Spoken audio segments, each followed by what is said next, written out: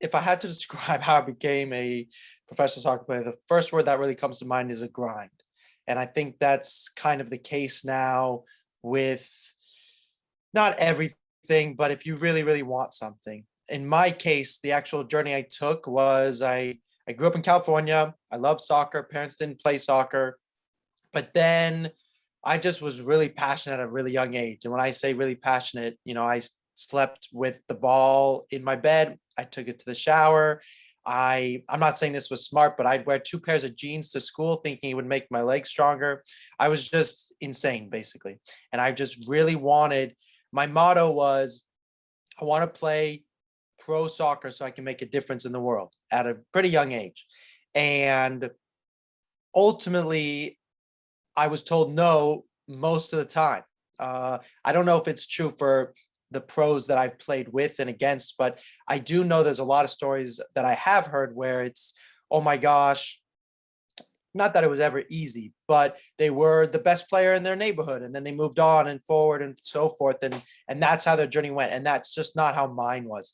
Mine was a constant no, from the ages basically 7 till now. It's just been constant no's. I just really, really love it, and I've kind of grinded my way through. After playing youth soccer, I was playing high school soccer. I was on JV as a junior. Obviously, no real prospects of going pro, although I was determined to do so. So there was a coach early on when I was little who didn't pick me for the A team, but did like me for the B team. And that was kind of my first taste of like, okay, this person also sees my desire at the very least. And then at 14, I met this coach named Dan Metcalf. I was pretty short then. I'm not that tall now. And nobody was really interested. And he had this team that was U18 and I was 14. And he said, you can come play for me. And obviously that was a dream, but my parents were like, they're a lot bigger than you would be if you were a regular 14-year-old, let alone a very short 14-year-old. And the coach was adamant that I could do it. So I got to play with them for a year. And that led to a unique opportunity where they had already won Dallas Cup, which at the time was like the biggest tournament for youth kids. And they decided we're not going to compete in that. We're going to go to England and we're going to play against Fulham and West Ham in just like a scrimmage, basically, to test how great they were against theoretically the best of the best. So I went over with them. And in that opportunity, I got to train with West Ham's Youth Academy of my age group and Fulham's Youth Academy of my age group. And I have to say, that's when it all became a reality in the sense that what it actually would take. And I tell this often as I'm mentoring young kids, or I say it to myself, is their schedule is Monday, train twice a day, Tuesday, twice a day. One might be a session, might be a lift. Wednesday, they take off. Most of them will do some type of recovery. Thursday, twice a day. Friday, twice a day. Saturday, game. Sunday, off. And I was, of course, playing twice a week with my club team. And I said, oh my gosh, if I want to be the best, that's not going to cut it. And on top of that, they're taking nutrition courses. They're taking soccer IQ classes. I mean, it was amazing. And it was my dream, of course. So I got to train with Fulham, and they took a liking to me. And how it went down is they were like, hey, we think you're a good person and you're really young. Maybe you could become a good player. And I was like, look, I'll sleep in your laundromat. What do I have to do to stay here, basically? And luckily, my parents were very assertive, and they were like, look, if you want it, you got to ask for it. So I said to them, look, I want to stay here. What do I have to do? And they said to me, look, we're not going to sign you, but if you'd like to come every summer, we can make that a possibility and see how you perform, basically.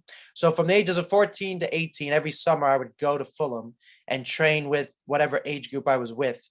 And of course I wanted them to give me a contract, and there was a lot of work visa issues and it never really got sorted, but that was a huge impact on me. And one of the reasons it was just so monumental is I got to see Brian McBride training right next to me, who as an American soccer player was really exciting. Clint Dempsey actually drove me home one day after training. I was 15, I think.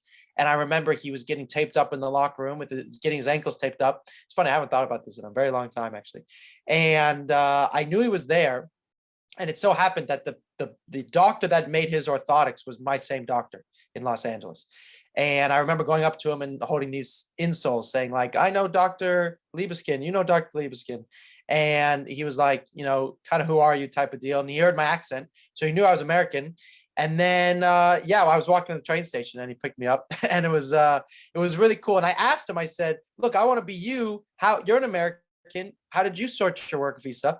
And he went through, it's a lot different today, but at the time he went through something called tribunal, which is basically the country England has to vote that basically you will make the country more money than a English person. Because obviously he's taking away a job of somebody who's from Europe. And he had not had enough caps for the national team at that age yet to just get a signature. So if anybody bothers doing the research, it took him a really long time to end up signing there. And then of course he had a really great career. But those instances made me feel really close to like the real deal, like the very top. And there was a couple kids who, as I was growing up here playing, I would watch the careers take off. And one kid, Moussa Dembele, plays for Lyon. I mean, he went and had an amazing career. He was there when I was there. Tankovic, who plays for AZ Alkmaar and went on. Now he's playing in Greece. He was a baller. I mean, he was playing up a couple years and he was amazing. I mean, he was better than all of us. Emerson Heineman, who plays for Atlanta now, he was 2 years younger than me playing with my age group. And I remember we were doing a session. We had to ping the ball from the baseline into the striker's feet. And I really struggled with it. I missed like every time. And I was so upset with that I missed. And the coach eventually told me like, look, if you can't hit the target, get out. And Emerson was 14, I think. And it was nothing to him. Just piece of cake, piece of cake, piece of cake. And of course, when I came home and maybe there was a couple more talented kids than me in my local team, I just thought, look, these kids have no idea. They're not facing, these kids locally in California. If they really want to go to the top, they're facing these kids that are built like machines who are going to the highest of highest levels. So going back to your question, how I kind of went pro. So after playing JV soccer, there was another coach by the name of Dan Couchman, who's at the Galaxy now. He was at Toronto for a long time. And he said no to me initially when I tried out for the academy of the team near where I live.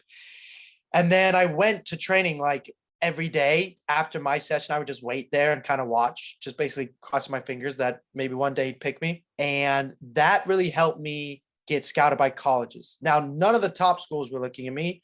I remember actually I went to a UCSB camp and I was the all-star of their camp. And there was another coach there and the coach name was Phil Ruskin. And he was at the school named Valparaiso University, which is a really small Division I school in Indiana, in Valparaiso, middle of nowhere, basically, especially I come from Malibu, California. And he's like, look, we really like you. And I was like, I don't know anything about you. And I got to know him. I went on an official visit and I loved it. It just screamed Fulham in a college setting, basically. It was really professional, great people. They wanted to improve players and they offered me a full scholarship, which was definitely not what any of us were expecting. I wasn't expecting, my family weren't expecting, and that was really fortunate. Then I played college for 3.5 years. And while I was there, my freshman year, I was like, I got recognition. I was like a top 100 freshman. It was kind of the first time I was not famous by any means, but recognized as a good soccer player. And had a couple injuries here and there, but I had a pretty good college career. But nothing that was like, you're going to get drafted. I was in the draft. I went to a couple MLS combines. Philadelphia invited me. Colorado invited me.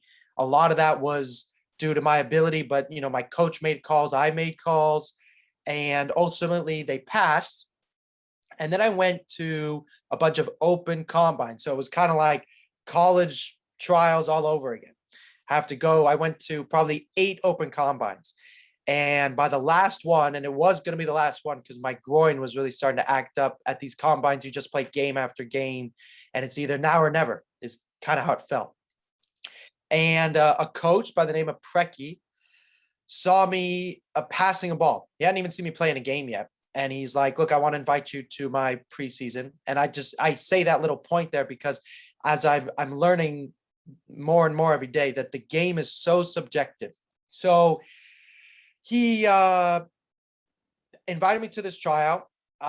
It was like a private, an invitation tryout, which is kind of how it goes. Open tryout, invitation, then preseason. I made it through that phase. Then I went to a private, and then I went into preseason. And I remember we got to play against UCSB, which is the team that didn't want me at all when I was in high school.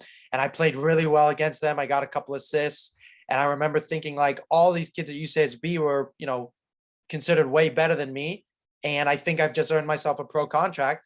I go back to the hotel. Coach Preki is going to decide who's made and who hasn't. And he signed me to my first pro contract.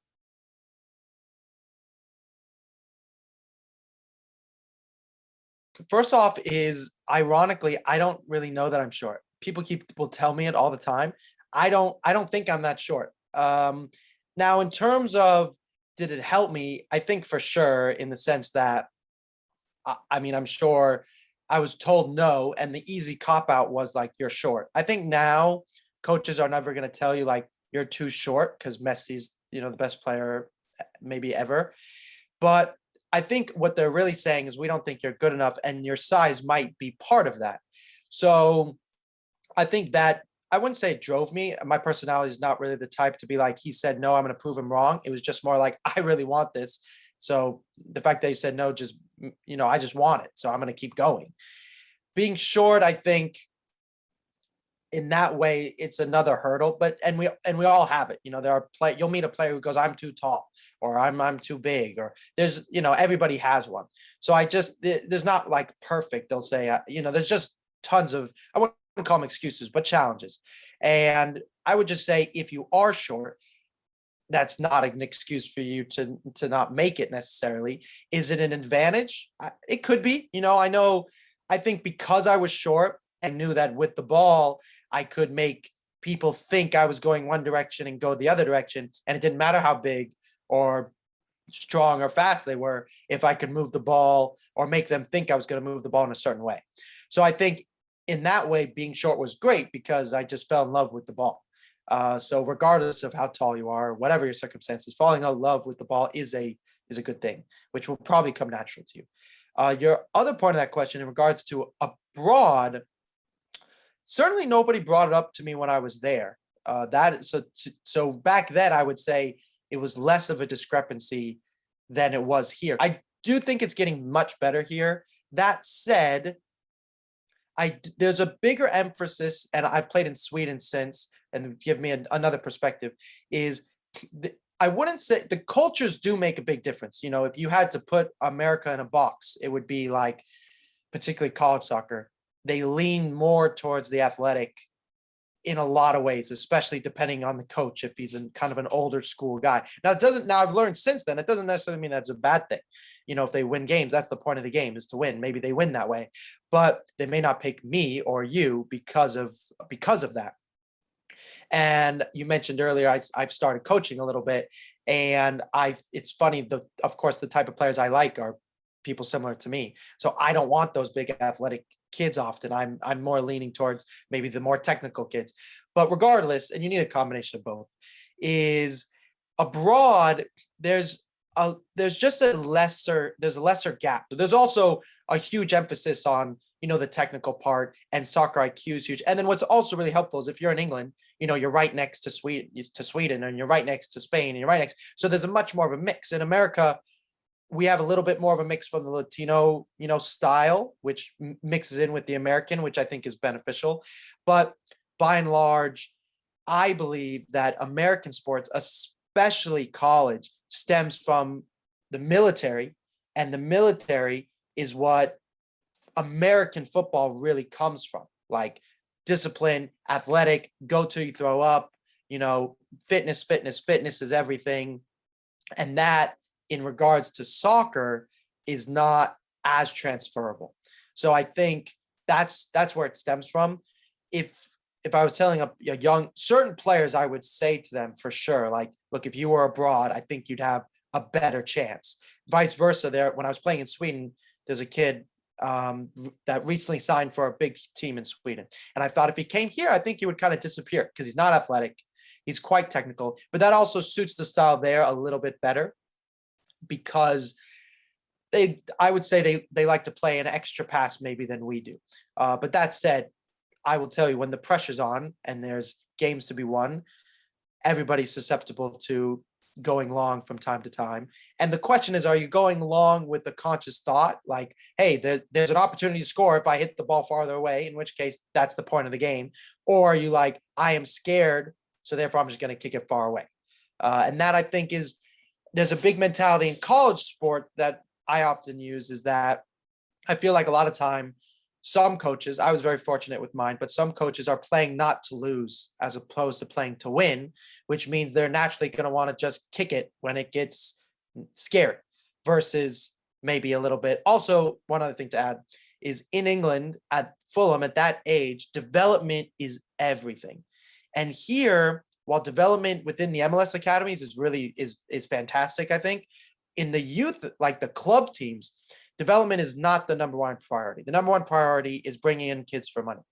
The second priority is certainly development. So it's right underneath. But, say you have a kid who's very gifted, who's ready to play with the older group, he may not get to because they need the money for that coach or that age group or whatever it might be. And what makes Fulham and pro teams all over so remarkable is if you're really young, say you're 14 or 15 and you show promise, could be athletic, could be technical, you could go play with the professional team, the first team. You could be playing with Premier League level players, have a horrible day, but you're still 14. So then you go back to your team. You've had a horrible session with some of the best players in the world, perhaps.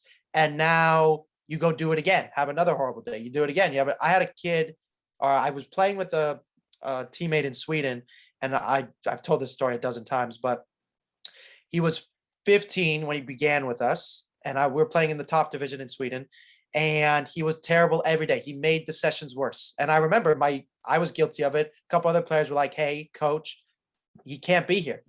My job's on the line. If I pass him the ball and he loses it, that's my problem.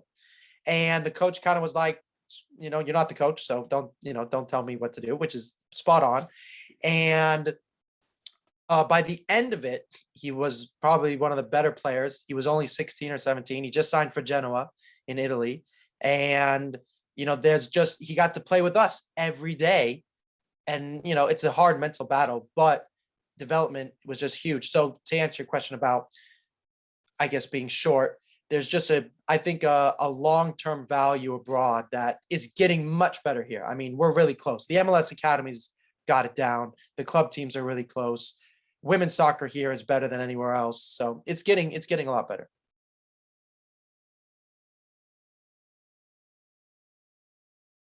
I would say it's hard for me to say that it's just because somebody stuck through it the longest, not because that's not admirable, but there's so much more that goes to it. And a lot of what goes to it is luck. I mean, 90% of it, right place, right time, right person. I mean, you have to earn that, but I can't tell you how many players I've played pro with who I ask myself, how could they be a pro? I can't believe it, but they have a great game here, great game there, and they're athletically gifted and whatever else. And now they're a pro. Or on the other side, I've seen so many players. I saw a player the other day. I go, how is that kid not a pro? Like, he's a great player. Wrong place, wrong time, or what? Who knows? I would say it can be very discouraging to be told no. I think it really helps to have a bigger reason than playing pro. I mean, I wanted to play pro. I didn't necessarily have a bigger reason. I just wanted to play pro and use soccer to make a difference in the world. But it was very self-involved. I just wanted to play soccer all the time. That's why I wanted to play pro. But if you can have a why that's bigger than yourself, it can be really helpful when you're told no. So like if my reasoning to play pro was so that way I could play soccer every day and enjoy my life, because that's what I thought. Now my why is I want to do this because I want the best life for myself. And that's a pretty self-involved one. If you can make it even bigger than that, make it about somebody else. So you could say, with the proceeds that I make as a pro soccer player, I plan to give back to my community. I mean, that would be massive. I know now my why, and I've had many injuries. I've just gone through surgery. My why now is, how can I be the best soccer player at the highest level and make a difference in other people's lives? I mean, for me, that's the gym has been so repetitive for the last 9 months. I do the same exercises. It feels like I tore my ACL, and playing soccer is enough, of course, because I love it so much. But it helps having something bigger than just kicking a ball. And that really comes with experience. It's hard to implement that without it. To address your question and say, is there another helpful strategy for being told no? I think if you can really, you have to really want it. I'm not saying, I don't like to believe that you're only born with it, but it's not like, I guess what I learned is, I thought my life was going to be like an upward curve. When I was at Sacramento, I was I was a fan favorite. I was kind of getting famous. It was perhaps unhealthy. It kind of was going to my head. And then we had a preseason game against Sunderland, a Premier League team. I thought, oh my gosh, 3 more weeks of me playing in Sacramento, then I'll be in MLS, then I'll be in the Premier League, like my dream. I'm playing against Sunderland today. Then next week I got let go right after playing Sunderland, and came out of nowhere. I had no idea. And so this journey, I guess, it's just not an upward curve. So I would say, if you're told no and you're done with it, I would actually say, be done with it.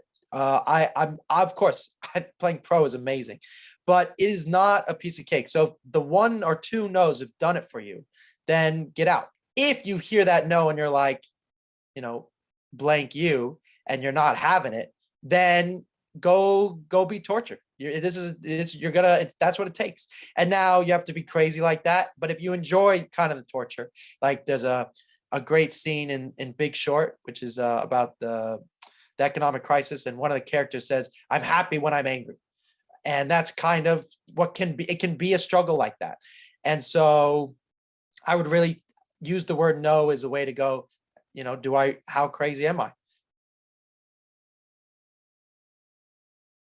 And I was in denial. I'm not saying denial seems to be the core of my my thesis here. I don't think denial is the way to go.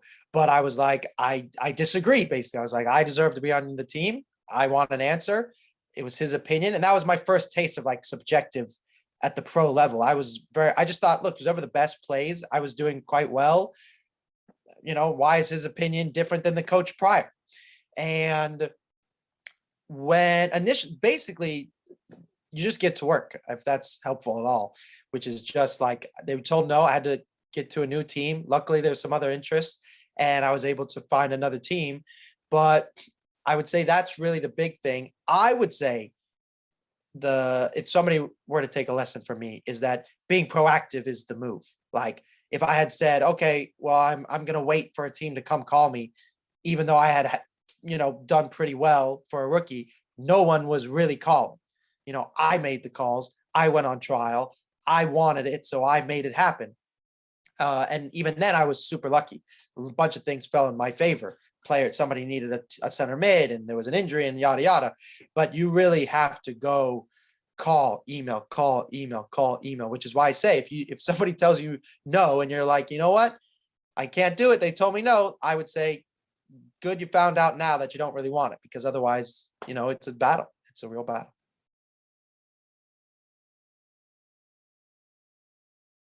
I'm going to answer it as if I'm speaking to a very young person, to say, when you're young, you want to play lots of different positions and find out what's best for you. The best position to play when you're young is a center mid, just because you have to learn your 360 view. Once you've played as a center mid, based on the coach, the teammates, athletics, so many factors, you may be forced into a right back or a center back. But if you've played as a center mid, you'll be better off, because it just requires a lot of soccer IQ, because you have to see a 360 view, where if you're a center back, it's mostly in front of you. If you're a striker, it's a little bit 180. Center mid is the best place to play as a young player. In terms of as you grow older, I actually believe you're better off specializing. You're not going to be able really to perform all the positions the best. So a great example is I was thinking Marcelo the other day was playing. How many times has he received a ball from his center back? I mean, since he was literally probably 15 years old, maybe played as a winger for a short time, but he's been receiving, he could do it with he's received it literally probably a million times. That's what you want. You want the repetition so much. So like right now, if I close my eyes and I'm playing center mid, which I've played many a times, I can, I'm my center backs have the ball. I have a clear image of who's pressing me, what my options are, and what the situation could be. That's what I want for my teammates and for the kids that I mentor. So I would say specializing is the way to go. That said, when your coach tells you to go into X or Y position, you say, yes, sir, and you do your best job. And you may find that you are now good at multiple positions. I think there are some players like you mentioned Grealish. I think James Milner has shown his versatility in so many positions, which enables him to probably be in a team like Liverpool. So there are players that I think actually might be qualified as a utility player. I think most coaches could play me as a center mid, maybe as a winger. I don't spend time practicing how to play as a striker. I just basically focus on not only my strengths, but pretty much. So with my young kids, I want them to be, you have to have two good feet, but I want you to have one great foot. I'm actually in favor of specializing in being fantastic with one. And if you look at most players that play, they're fantastic with one and they're very good with the other. But they're not usually. Adam Lallana is one of the few that come to mind who's like, you kind of uses both, but the rest of them really specialize. So I would actually encourage kids to specialize as soon as possible. I'm mentoring one kid now, he's 10, and to me, he's a 6. He's a defensive mid, and I think he should play that and not play any other position basically until he's a grown-up. And then as he develops that position, it's also a good one because he's center mid. So if he shows he's got a bit of pace, he could end up as a right back, and that he'd be great because he's played as a center mid. But I would say specializing is ideal. Good question. I don't know. I wish I knew. I couldn't tell you. And one of the things that is very fascinating, particularly as somebody who's played with a multiple pro teams and just many teams, is as whatever really is going on in there, we don't know. I can just tell you, particularly when I was in Sweden, there was a lot of like news just going about, and you would read it and you'd be like, that's not what happened. Like, I was there. I don't know what they're talking about in the newspaper. The coach is really nice or whatever else happened. You're just like, how did this? So I have no idea. I wish it worked out better because I was a big fan, but I don't know.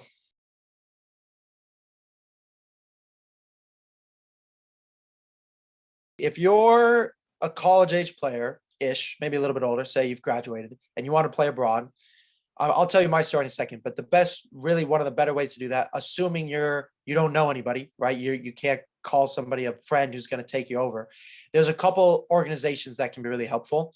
And if you mention my name, I don't know if they'll give you a discount. PSC is a pretty good organization. They'll take a group of kids over. Soccer Visa is another one, AX Soccer Tours. And these organizations are specifically looking to take kids abroad. Now, what's really cool actually is when you go, say, to Sweden, there's 6 divisions. There's actually like 10, but 6 divisions. Divisions 1 through 4 are like professional, and they make it very complicated. So Division 1 is actually the 3rd tier of their league. So it actually goes like in Sweden, it goes Allsvenskan, Superettan, Division 1. That's how they name it. So if you're not playing in one of those 3 divisions, it's going to be basically impossible to get a work visa. So if you go over, which I know many players have done, and go knock on doors, it's possible. But unless you're going to one of those teams, and an Allsvenskan team and a Superettan team are really not going to answer your knock on the door, either as a Division 1 team. But like I said, I know a couple players that did it, and it led them to an amazing journey. 1 or 2 of them did end up signing, so it's possible. but it's just really difficult with the work visa. In Sweden, it used to be you could kind of go over on a 3-month visa, which is just a tourist visa, play for a team under the table, do really well, then earn yourself a contract with a higher level team, even though you were there playing with a lower level team. They've made the rules a lot stricter because obviously that's not allowed. But those are the options. Knock on doors. There's a website called soccerway.com that's got every email of every team in the entire world, basically. Now it's a generic email, so it's unlikely that they'll ever respond, but I do know a couple players that went about it and they do get responses from time to time. And if you're willing to fly yourself over there and you're willing to go try out, they may have you. They do tend to like, particularly in Scandinavia, the American mentality. We tend to be very quite athletic, crazy, and we're cold calling them, for Pete's sakes. And we're very passionate, and they tend to like that culture. But you have to find the right coach, right time. It's a ton of work. How it happened for me was I was playing in the USL, and I love telling this story. I was playing for Wilmington Hammerheads. That's not a team anymore, against Harrisburg Islanders, which is also not a team any longer. And there was a player on the other team named Bobby Warshaw, who actually was an MLS analyst for a long time, played for the youth national team, played for FC Dallas, and he was coming home, and he was kind of like on the end of his career. And we played against each other as center mids, and we kicked each other like a dozen times. And he scored a banger from outside the box, and he scored another goal, and we tied 2-2, and it meant that we didn't go to playoffs. It was like a big deal, kind of. In the middle of the game, his coach was screaming something or other, and he turns to his coach and he says, "Shut the F up." And the whole stadium just stopped. Like, everybody stopped. And I thought, this kid's much better than everybody here. He just told his coach to be quiet, which is you don't do. And he's the captain of the team. So the coach picked him to be the guy to tell him to be quiet, which made no sense. So after the game, I just went up to him and I'm like, "Who are you? What are you doing here? Why are you here?" And he explained his story. And he had a career abroad for quite some time. He had played in Sweden, and years went by. He had retired. He became an MLS analyst, and I sent him a text just saying congratulations. And at the time, I was playing with Charlotte Independence, which is in the USL Championship. And he's like, "What are your plans next?"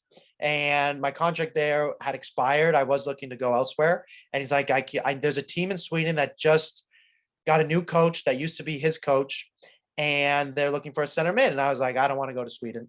So I initially said no.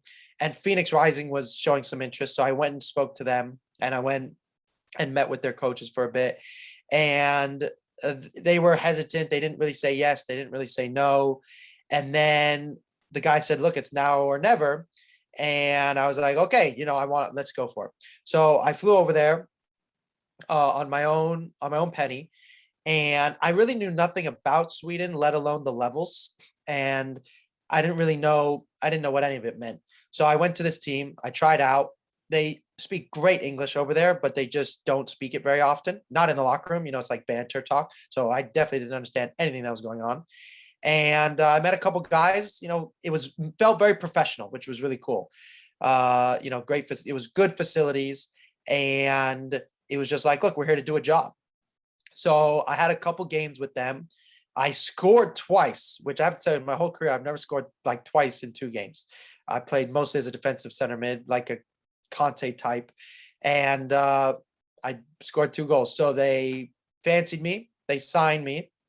And it was really cool because, my goal, of course, was to play in England. And I felt really close to it. And, these players it felt really close to the top. We'd play against Malmo, Gothenburg, like teams that Malmo play in, Champions League. So it was like, it felt very close to the top, which was very special. The team was called Varberg Boys, who are in the top division now.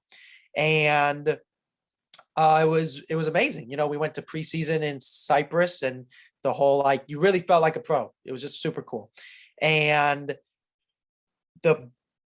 one of the coolest parts of the experience was here, when you go to a USL match, which I love, I play the USL, the fans are a mix of ages, little kids to 25, 35-year-olds. And that's, the range, maybe 45, kind of typical anyways. It's a much more of I would say like a hip new thing to be a USL fan. Is kind of new and up and coming, which is very exciting. But over there, all the fans are what they call pensioners, which are retired people, basically. They own 50% of the club, and their whole lives are about the team. That's all they care about. So I remember we played against a rival team, and big rivals, lots of people, big game, pressure, exciting, just it was important.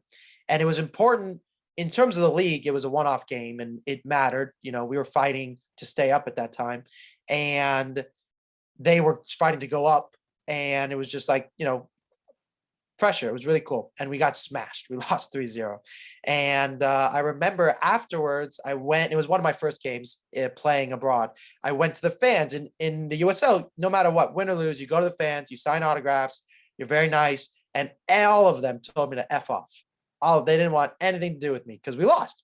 And I thought that was awesome. That was just really cool because they don't care. They don't care about, they're great people, but they don't really care about me. They just care about the team. When I leave, there's going to be a new kid and they just want to win.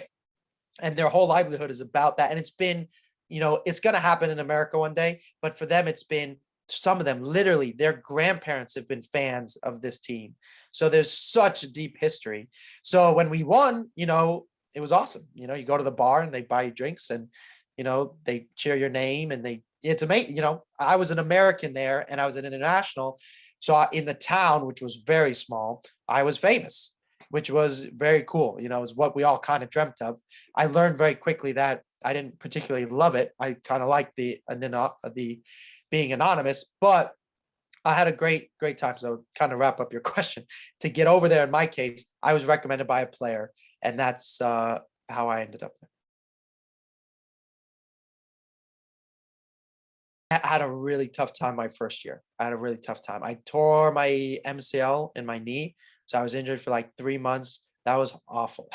I had an apartment alone, which was a mistake, but I was alone all the time. Like I didn't go to training. I went straight to physical therapy.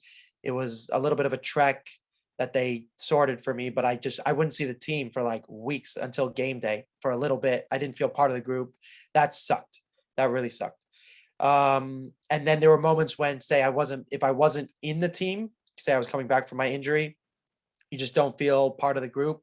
Obviously, I didn't see my family for those couple years I was there. So yeah, I was really lonely. I also, if anyone is going abroad, I made the mistake of not wanting to learn the language initially, which, even though they all speak great English there, you're not really accepted by the culture, I would say, if you don't try. It's their culture, it's their way of life, to refuse to learn it, which is kind of what I did at the beginning, because it was hard and it's very difficult. Luckily, I got through that and I ended up having a wonderful time as time went on. But the end of my first year worked out really well, and then I stayed and I got signed again. I had a really great experience in the end. But yes, it was hard. Most of my injuries have been self-inflicted, meaning I was doing too much and I shouldn't have done as much as I did. I kind of viewed each day as a single day, as opposed to viewing each day as a stepping stone, which would allow me to get better over the long term. So my first thing to tell people is, and it's very difficult to portray through words, you have to, in fact, if you really want to learn the lesson, I encourage you to get injured, not be able to play, and then come talk to me, because otherwise you won't understand it. And when you have that first injury and you cannot play, which will happen, then you pretty much go like, oh my gosh, what can I do for this to never happen again? And in some cases, you can't prevent it. But I would say, going back to how we kind of began the conversation, I was adamant that I was going to play no matter what. So, it was non-negotiable. I was always going to play no matter how many times I've been hurt. So that's hard to give an answer in terms of a lesson to, but it was non-negotiable. If that's how you feel, it's non-negotiable, then there you go. You'll make it through. That said, the pieces I would like to share are, if you get injured, you're going to be told this a million times, don't come back too soon, it's so true, but it's very difficult. So actually, one of the things you should do, particularly if you're young, is you should still go to training and you should watch practice. You should, now that can be torturous. I can let you know. So if it's too torturous, go watch soccer at home instead. So watching soccer is the best thing. I even encourage people to play play FIFA, because it still replicates some image of the game. Of course, one thing that I think people don't do enough of is, say you get injured, pull your hamstring, you go to a physical therapist, you do what they say, then you listen to them, and then you go back out on the field. I really think that's a mistake. Whatever happened, whatever is happening with your body, and I can tell you this really confidently, physical therapists are not the only answer. They are a answer. So if you go to a physical therapist and you say, with my knee even, or with my hamstring, whatever, they just look at that part of your body. Hamstring, let's rehab your hamstring. Almost 100% of the time, whatever you hurt is not because of your hamstring or whatever's hurting. Your body is connected. If I lift this arm, I have to activate my oblique, which means I either do or don't have range of motion in my shoulder and my lats. I mean, it's all connected. And most physical therapists do not look at the whole thing. So first thing is, if you get hurt, Google it yourself. Just start researching. There's too much information to portray in one podcast, let alone a lifetime. But you have to start to do some of the information yourself. Real quickly, I would say, like, if you're a soccer player, I almost can guarantee you, and I've learned this the hard way, you probably don't have good hip mobility, which is like probably a huge reason why you're getting hurt. You probably also don't have very good foot strength, because it's just not something that's traditionally trained. That's super important. And the mistake I made was I'd go to physical therapy. They basically say the same thing. Here's what's wrong: strengthen your core and your glutes. And then when I say you're ready, you're ready. And then you go 100%. So first of all, you got to progress slowly. You got to, it takes a week. And this is an analogy I use, and I don't know if it works, but I say it to myself and it works for me, which is, if you're young and you're having one of your first few injuries, and I were to tell you, hey man or woman, you're about to not play soccer for a week, I promise you, if you do this the correct way, 5 years from now, you're not I'm pretend I know the future. You're not going to get hurt. You're going to miss 7 days. Okay. You're going to have 8,000 more days between now and 10 years from now. 8,000. Relax. 7 days is okay. You can miss 7 days. You can miss, in my case, I'm about to miss 500 days almost, and it's going to be okay. And 500 days in the grand scheme of life is really nothing. Now, I have to tell you, I've had to tell myself that every day, because of course I'm like itching to get back, but I've come back too early on many occasions, and you have to learn the hard way. So if you can come to the conclusion that's like, look, it's just, if I'm speaking to you, more than likely you've probably torn a muscle. You probably, hopefully, haven't torn your ACL, but that's a 9-month injury, give or take 12 months. And muscle injuries are 2 months. If you do it right, you could have 5,000 more days, as opposed to doing it wrong, and you go from missing 7 days to missing now maybe 200 days. So I really think that's a big piece of it, is researching it yourself. You have to get to know your body.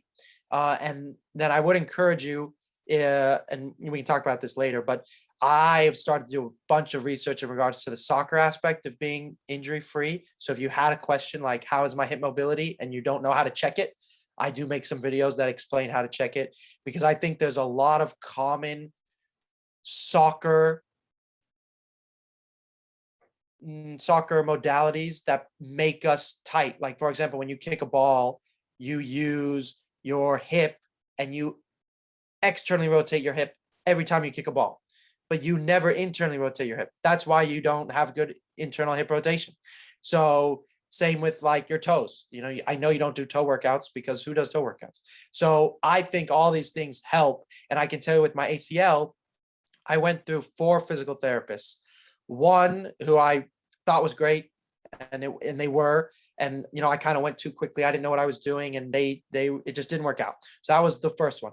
Then the second one was like, did the whole body, and that was super important. I learned all these new modalities, how to breathe, and that's how much I've had to get into it, because I've been injured. I've had that much issues, but I think it's really important for everybody to like do those things if you really want to stay fit. And then finally, I've gone to another one who I really like, but even with him, I will say to myself, okay, when I do the exercise he tells me to do, how do I feel? If he doesn't, they don't know how you feel.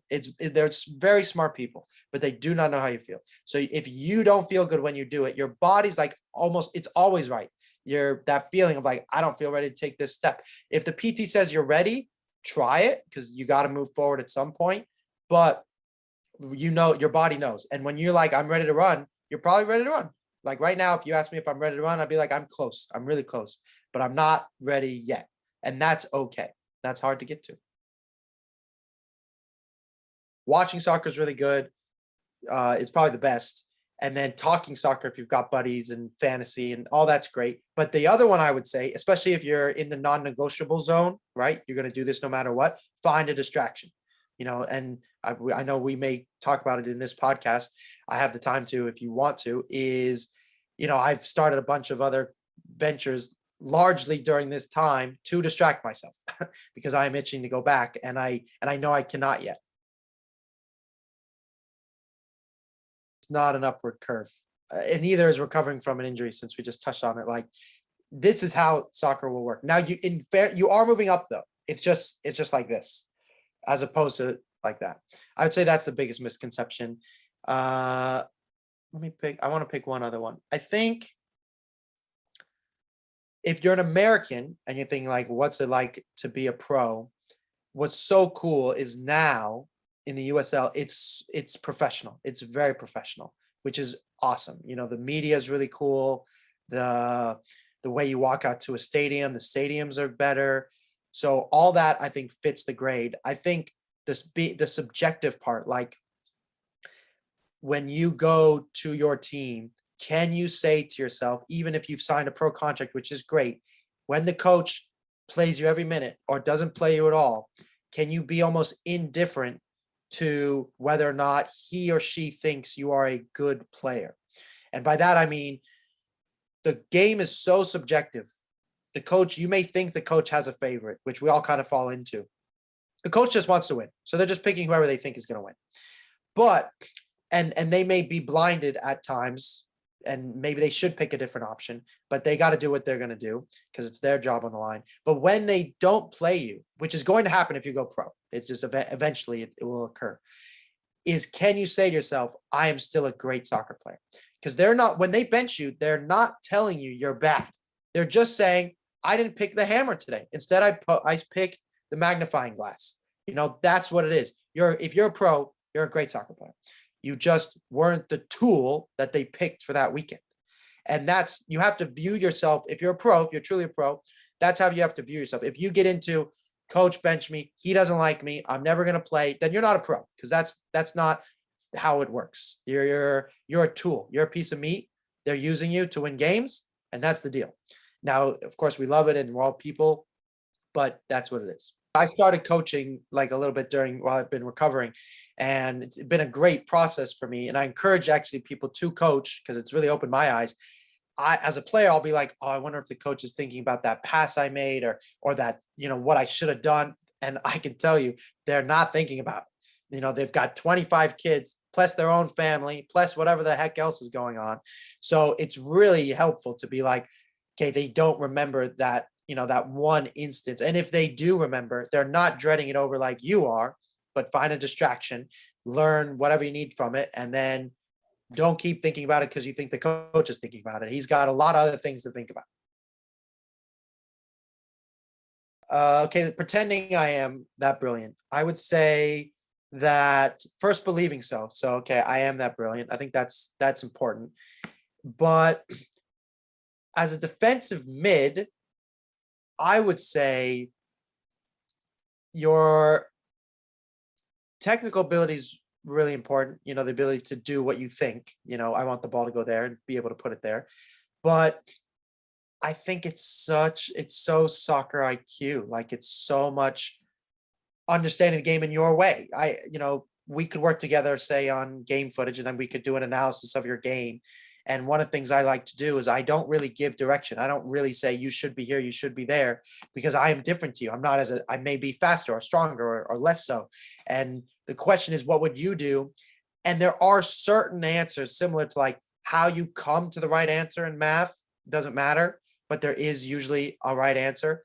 In soccer, it's kind of similar. How you get there doesn't really matter, but if that space isn't filled, that is an issue. So I would say really finding your own understanding of the game, especially as a defensive midfielder. I mean, you can basically do your job by position and not have to run around like a maniac. The defensive mid position in particular requires, I think all the positions do require discipline, but as a defensive mid, particularly if you're playing with like a sitting defensive mid, your job is to sit between the two center backs and block channels. Like that is your job all day long, and particularly defensively. And you need to know where to be. And if you're young, it's hard, how would you know? You just, you wouldn't know. But as you watch, I mean, there's so many players, you can just see it. One of the things that I would say is helpful is like when the players are walking, when you're watching a game, or jogging like slowly, and you're like, oh, they're just jogging for jogging's sake, and they're just going towards the ball. No, they are jogging consciously. Now, it might have, for them, it's become so automatic, it just does look like they're just jogging for jogging, but they are going into a space to lock it up. They're going into a space to drop off, whatever it is. I actually have a clip, maybe I can send it to you, where Declan Rice is like jogging, but it's cutting off space every single time. Like that's, for a midfielder, I just think soccer IQ is just a huge piece of it. For sure, yoga. I wish I started yoga way earlier. And when I say yoga, I mean, you don't have to go do it for an hour. Do it for 5 minutes. Like I can tell you, I actually created a product for yoga now because that's how much it's impacted my life, is that, when I was doing downward dog, at PE class and it felt horrible. It didn't even feel like a stretch. It was because I would try and do it for like a really long time. Just do it for like 10 seconds.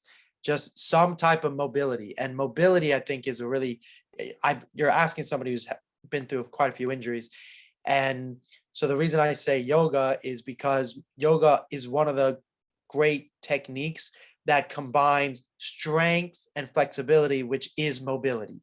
If you cannot lift your arm, that's a bad example because we don't lift arms in soccer that much, but if you can't, say, kick your leg above your head, but you can do a Nordic, that doesn't mean anything, because you don't do a Nordic in a game. You lift your leg above your head to trap the ball, and your plant leg has to, be stretched, and you have to be strong. And yoga puts you in those positions just like all the time. And talk about hip mobility. I mean, it's great for that. So my parents told me to do yoga when I was young, and I was like, I'm not going to do yoga.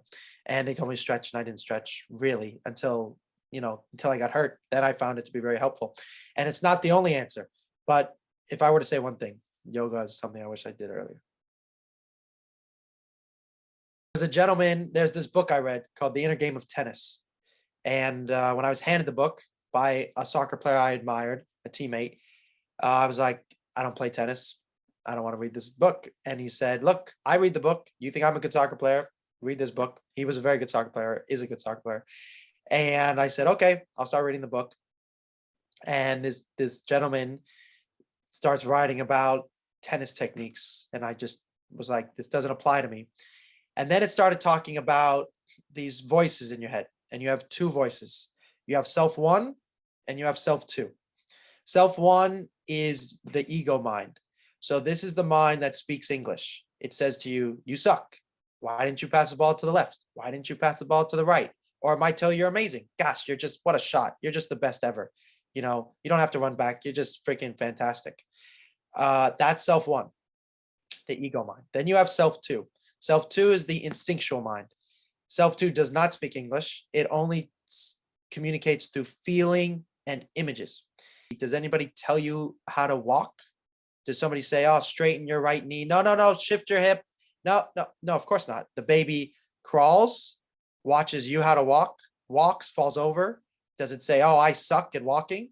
No, the baby laughs or cries, tries again, and eventually the baby learns how to walk. I think a better example is talking. I mean, how could you possibly explain how to move somebody's tongue and lips and exchange their breath to say words with including, when I said including there, I had a change of intention with the way I spoke. How could you possibly teach that? And he explains, he goes, Zev, I want you to teach me how to kick a soccer ball. And I go, okay, I play pro soccer. I teach anybody how to kick a soccer ball. Plant your left foot. He goes, okay, I plant my left foot. And I go, no, closer to the ball. Like, he goes, how many inches? Maybe 2 or 3 inches. Okay, what about, do I lock my ankle? I go, yeah, lock your ankle. I go, no, not that much. No, a little bit less. Wait, bend your knee. Wait, your left hip. There's a player coming toward. So then I realized I don't know how to play soccer. And that is when like everything changed. When I realized I don't consciously know how to play soccer, which means I don't know consciously how to fix how to play soccer. Does this make sense so far? So now we've got self one that I've lived with my entire life telling me what to do. When the entire time I did not know how to do that, because you literally have to calculate billions of decisions in a millisecond.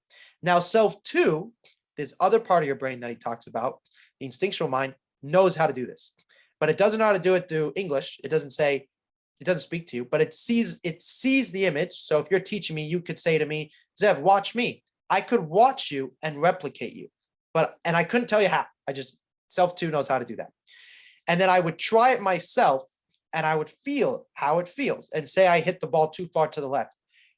This author explains, if you're, say, making a mistake, self two still has to learn how to do it. The baby still had to learn how to walk, but you can learn a lot faster if you don't allow that self one to tell you what to do, because you don't know how to play soccer. So the best piece of advice I was ever given was from this author who I actually got to meet and work with for a long time, is that I don't know how to play soccer. And that really opened my eyes to this idea that, wow, when I mess up, criticizing myself is not going to help, not because I don't want to learn from my lesson, but because I don't know how to fix it. This other part of my brain knows how to fix it, called self two. And how do I access self two? And this is the end of the story. How do I access self two? You have to pick something called a critical variable. So a critical variable, as described in this book, is a distraction for self one. So then first he tells me I don't know how to play soccer. Now he's telling me that in order to basically not talk to myself, I have to create a distraction. So of course I thought the guy was nuts, because I've been doing it this one way for my entire life. And he says, okay, so then I say, what is a critical variable? And he goes, a critical variable is something that's objective. So objective is factual, subjective is an opinion. So if you said a critical variable could be the ball, where is the ball? Now, if you said, I want to kick the ball to the striker, that would imply you know how to do that, which you don't. You don't know how to do that. But if you said, where is the ball? Or a better example would be, where is my striker? The body, self two, will know how to find it. And with that, you can really quicken your learning process. It's also a lot more enjoyable. I can tell you, look, I still have the voice. And it was funny. One day I got to meet the author. After reading this book, I chased him down because it blew my mind that he told me I didn't know how to play soccer. And I went and played golf with him, and he was teaching me the same method to play golf. And he said to me once, he goes, Zev, I want you to hit this ball as poorly as you can. Just hit it really poorly. And I hit the best ball I'd ever hit, because that voice, self one, was not there telling me not to mess up, basically. And he was explaining this to me, and I thought, this is it's nuts. So that's a long way basically to say that my best piece of advice is you don't know how to play soccer. If you try and not mess up or not think too much, which is what most coaches will say, stop thinking so much, it's not possible. That is how the brain works. It is default setting is negative. So if you try and think positive, it's going to be very difficult, because the default setting is, why aren't I better? So his argument, which I believe in, is instead of not thinking, right? If I say, don't think about a pink elephant, you're going to think about a pink elephant. Instead, you have to literally distract the brain. So you'll say to yourself, say you're in traffic, as opposed to going, be grateful, which means you were thinking about being ungrateful. You would have to go, can I notice the sound of my car? And naturally you'll be like, oh, that's pretty amazing. I drive a car and it moves when I press the gas. But you really have to distract the brain. That's really his method of the critical variable, is he's saying the only way to stop self one is not to consciously think about how to stop self one, because you don't know how to do that. You have to distract yourself. So it seems, I guess you could say backwards thinking, but I would encourage those players who, if I were to ask you, I'll ask you right now, actually, how often when you play soccer, is there a voice in your head telling you to do better? It varies in answer, but 80 is really high. I'm like an 80, 90 person as well, and which is why I was so fascinated by this. I promise you, self too knows that you want to play soccer. It's not going to start looking at birds. It's just going to distract that self one from criticizing you, and then you'll be able to go into flow state, which is of course what we all want to be in. And what I wanted to tell you was I was doing this golf lesson, and even the master still has self one in his head. And even he, now the difference is when he recognizes that self one starts to talk to him, he just giggles because he knows what's going on. But it struck me that I assumed the master would have it sorted, that there is in his head, there's no self one. It never goes away. You're gonna have it for the rest of your life. Can you minimize it though with a distraction, basically? If you had asked me this like 2 months ago, I would have told you like, oh, I know the answer and this is what it is. But now that I've started coaching, I wish I don't know. Ask me in a few years, because one thing I've learned very quickly is that coaching is not what I thought it would be. It's super easy to criticize your own coaches. What you forget is you criticize one aspect, say of the training session or who their starting 11 is. You forget that they had to pick everything, and you get to criticize the one little tiny thing that you think is different. You didn't have to set up the entire session. You didn't have to make sure there was enough pennies, enough cones, enough balls, and that they were pumped and that the players are fit. And there's so many factors. So I don't quite know the answer. If I had to give you some answer, though, I guess I would say you have to love working with people, because you're going to be doing a lot of that. Coaching, similar to playing, is you have a coaching style, similar to you have a playing style. And you can't really go away from that. I kind of thought like coaching was not even close to as important as playing. I'm the player. I decide how the game goes. I'm playing. But the coach has a lot to say with who goes where on the field, what formation you play in, and that could determine the success of your group. And you'll never know what the alternative was, because you're just gonna have one outcome. And you really, if you want to coach, I think being able to be okay with failing and learning along the way will be really helpful. But I wish I had a better answer. I need more time. I will say I went into it very confident because, like you said, I've watched a lot of soccer. I've had opinions about every coach I've ever had, about what I would have done differently. And I went and I lost the majority of my games this season. And I can tell you that it's not what I thought. It was a great experience though. And soon, but I agree with you. I agree. I think that I'm sure players who watch the game will have a knack for it, but it will just, I don't know. It takes time. You've spoken to my brother. My brother is a super good soccer player as well, and he is working as a financial planner, and he worked for Burnley, and he's done a lot of amazing, so many amazing things, and he's a workhorse like crazy. So I'm competing with him on the field as well. He plays as much soccer, if not more, than I do, and he does yoga all the time and is all about injury prevention. He's amazing. So I'm really competing with him with my expanding my social media base. I really would like, I admire what you've done for sure. And I would like to share kind of what we spoke about today with more people and see if it would be helpful. I know that I do it privately with clients, and I find that to be super fun, enjoyable. As a pro, you have the time. You train in the morning, you have the afternoons off. Right now, with my injury, I've started coaching some, and I am pretty busy. I do physical therapy for like 5 hours a day, and then I go coach for another few hours. But I love working. So that's kind of going back to non-negotiable. I love working. So and I love the work I'm doing. So that's what I should say, I guess, more than I love working, is I really love what I'm doing. And I am obsessed with becoming better, for one, and then also creating the perfect training session. So one of the things I've created is something called the yoga vest, which perhaps we can share here. We'll be getting in our first shipment from China in a month or so. Basically, it is a weighted vest designed to help you go deeper into each posture while doing yoga or stretches. I founded it. I'm a soccer player. I'm not a yogi. I do yoga all the time. But the idea basically was, there's a video that describes it a little bit better, but I wanted to become more flexible, right? I was getting injured. I knew flexibility was important. I knew mobility was important. And so I would take a weighted plate, like a 10-pound plate or a 15-pound plate, and I'd put it on my back and then try and touch my toes. So I could like push myself to touch my toes.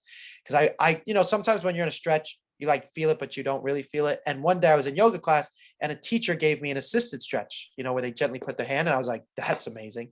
How do I have that all the time? So I would take this weighted plate to class and I would put it on my back, and it was really dangerous because it can smack you in the head, and you can only use it in one posture, child's pose basically, and you have to shuffle it on there. So I was like, how do I make this better? Just for me, I'm like I said earlier, I'm self-involved. I just wanted the best for me. So I designed a weighted vest that could allow me to have an assisted stretch whenever I desired. And I was taking it to the gym and people were like, what is it? And at the time I didn't really have a name for it. So I just said, it's mine. And it's a weighted vest. And it is a weighted vest, but it's designed, if you see a picture of it, it's much more maneuverable. It's not a traditional weighted vest. And people were like, I want one. So then I went in to start manufacturing them, and now we're going to have our first one. We're on Instagram at YogaVest. And that's the first one. The other project that is really dear to my heart, and my family give me nonsense for it all the time, is, and I've been working on this one for 10 years, basically. One day I was playing soccer, or many days, but this particular day I was playing soccer and I was by myself. It was the off season and I had nobody to kick with. And every soccer player who's obsessed as I am dream of finding a field next to a wall. I mean, that's just, we all want that, which you cannot have often if you're trying to also have a goal, a big, a real goal. So not a lot of us take the benches from, the high school fields or a trash can to kick off of. And I was like, this is not good enough. I want the best. So those workout bands that you use to like do glutes, stakes, I stuck it in the ground, I put that band around it and I hit the ball against it and it came back really fast. And I was like, I just found $1 million idea.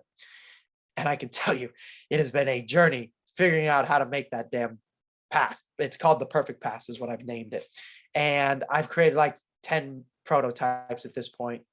And they exist now. There's tons of them, but they all suck. That's the problem. They're wood. They don't bounce back fast enough. They're heavy. One of them is ginormous and it bounced back really well, but you can't even take it to a field. So I have this dream that one day I can sell it for a reasonable amount to every single kid who wants to play soccer in their backyard, and they can bring this wall with them wherever they go. And for fun afterwards, I can show you a video of how far I've come. I finally have the perfect one. It's with surgical tubing. So it's a slingshot, basically. It comes back really fast. And unfortunately, it's cost me like $10,000 over the course of 10 years to make it. And I cannot sell it to make any profit. So for now, it's just mine. And maybe one day I can figure out how to make it for more people. I'm actually talking to somebody to create something like it, hopefully. But between that, I have a podcast. I've got a YouTube channel, the whole social media stuff. I respect you for that. It's a lot of work. And I think that about sums it up.